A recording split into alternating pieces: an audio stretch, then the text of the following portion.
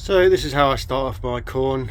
I put them in wet kitchen towel in a tub with clingfilm on the top, leave them for probably about a week this was, so they've all started to produce their epicotals and well, receptacles, is it? Something like that anyway, so roots and stems. So I'm going to take the first one there, measure it out. I'm going to mark just above the line there.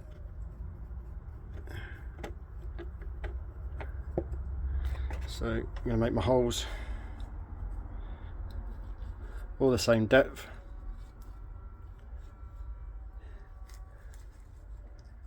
Just a handy little tip. And then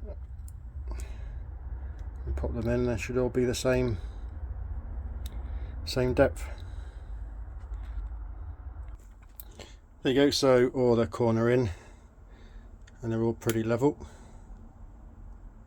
and I always plant them in these root trainers which produce really long, narrow, deep, strong roots which sweet corn thrive on. So variety is incredible, F1, so fingers crossed I get a decent crop of corn this year.